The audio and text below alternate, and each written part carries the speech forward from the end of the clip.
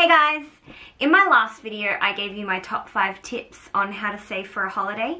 Today I'm going to be giving you some tips on how to book your holiday on a budget. There are two different types of travellers out there. Those who like to go all out on their holidays and stay in really luxurious hotels.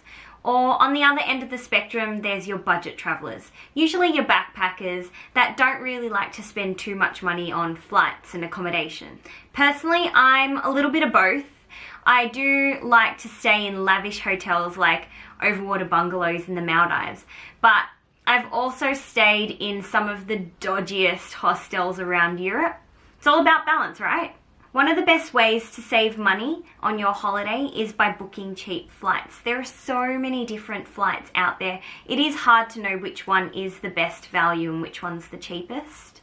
I like to book all of my flights myself online, and there are a few different websites that I like to use. I've subscribed to a mailing list and it's called I Know the Pilot, and I get daily emails of cheap flights that are out there. I've booked a few of my flights on this website and it's honestly the best. You get such good deals. Another website that I like to use is called Skyscanner, and it compares all different types of flights from all different airlines, and it gives you the options to choose the quickest route, the cheapest route, or maybe even the one with the least stopovers. I'm not at all affiliated with any of these companies. This is just how I personally book my holidays. I just thought I'd let you know how I find a bargain. Another way that you can save lots and lots of money on your holiday is through your accommodation. Now, it depends on what type of holiday you want to go on, but these are the things that I do when I'm booking my accommodation. First, I like to go on Airbnb. I like to see the types of accommodation that they offer these. Sometimes you can have the most beautiful houses or apartments that are in really key central locations, and sometimes it's really quite cheap. So I like to look on Airbnb first. If I can't find anything on there, I'll go onto a different website like Hotels Combined, where it compares all different rates for the same rooms on all the one website. This is really handy because sometimes one hotel can be advertised for like $100 on one website and then on another for like $70. So it compares all of them together. If you're more of a backpacker, maybe you're going around Europe, I like to go on hostelworld.com. Here you can rate hostels on their cleanliness, on their friendliness, and even how close they are to the city centre.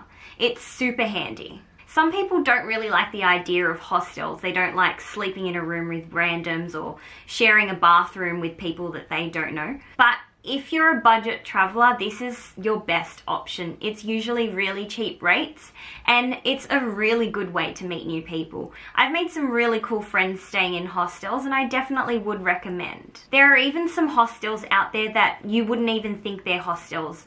One of the hostels that I stayed in Italy, it had a gym, it had a spa, it had a pool. The only thing that differentiated it from a hostel was the fact that I was staying in a dorm with some other girls. But I ended up getting along really well with these girls and I ended up spending a lot of time with them throughout the rest of my travels through Europe. So it's a really great way to meet new people and make some really good friends. When planning a holiday, the time of year that you're planning on going is definitely crucial to your budget. If you're going during peak time, it can sometimes be more than double of what you would pay off peak. So that's something to keep in mind when you are planning a holiday. Times like school holidays can be pretty expensive, so it is good to steer away from those time frames. If you're a traveller like me that really likes to indulge in the local cuisine, it can really make a dent in your pocket and can get really expensive. A trick that I like to do is pack my own snacks before I leave. Just things like muesli bars that I can take on the go and put in my bag. If you're staying at a hostel, you can also make your own dinners and breakfasts, which can save you a little bit of money. Or if you're staying in a hotel that provides breakfast, go to town on that buffet. That way that you don't have to eat lunches early and spend a little less money on food. If you're like me though, you'll probably be hungry in 2 hours, so this may or may not work. Those are just a few of my tips on how to book a holiday on a budget. I hope they helped and I hope you're on your way to your dream holiday. Thanks, bye.